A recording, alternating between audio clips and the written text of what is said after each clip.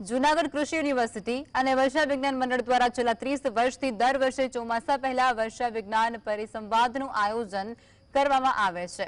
આ પરિસંવાદની અંદર રાજ્યભરના 50 જેટલા આગાહીકારો ભાગ લે છે। આગાહીકારો ભડલી, વાક્ય અને સાથે જ્યોતિષશાસ્ત્ર, ખગોળવિદ્યા, પક્ષીઓની ચેષ્ટા પરથી ચોમાસાનું પૂર્વાનુમાન નક્કી કરે છે। આગાહીકારોએ કરેલા પૂર્વાનુમાન મુજબ આગામી ચોમાસું ખૂબ લાભદાયક રહે તેવી શક્યતાઓ છે। ખેડૂતો માટે વર્ષા વિજ્ઞાન મંડળની આગાહી 60 થી 90% સુધી સાચી પડતી હોવાનું પણ કૃષિ યુનિવર્સિટીના રેકોર્ડમાં નોંધાયેલું છે।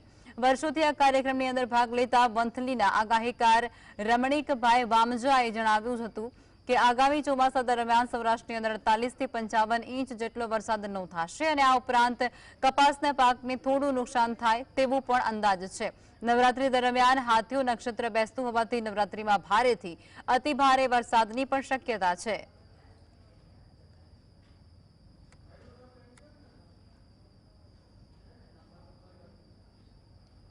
પ્રાચીન વર્ષા વિજ્ઞાન છે, ભડલી વાક્યો છે, પશુ પ્રાણીઓની ચેષ્ટાઓ હોય, આકાશમાં કસ બંધાતો હોય, અખાત્રીજના પવનો હોય, એના આધારે જે ગામડામાં રહી અને પોતાની રીતે અનુમાનો કરતા હોય છે એનો એક આપણે આ પ્લેટફોર્મ પૂરું પાડ્યું છે। એમાં આ બધા પોતાએ આગાહી રજૂ કરે છે અને મહદઅંશે 60 થી લઈ અને 90% સુધીની આગાહીઓ સફળ જાય છે। આમાં ખાસ કરીને અમે દરેક જિલ્લા વાઇઝ પણ આગાહી ખેડૂતો કરે છે એનું પણ સમાવેશ કર્યો છે, જેમાં પણ આ વખતે આ લોકો સારું ચોમાસું થાય એવી બધાનું મંતવ્ય છે।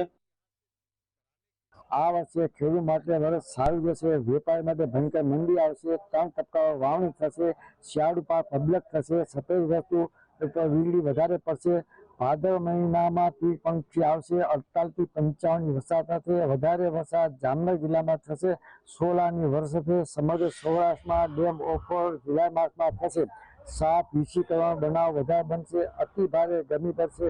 વાવણી તારીખ 6/6/2025 થી 8/6 અને ભીમ અમરેલી ભાવનગરમાં થશે।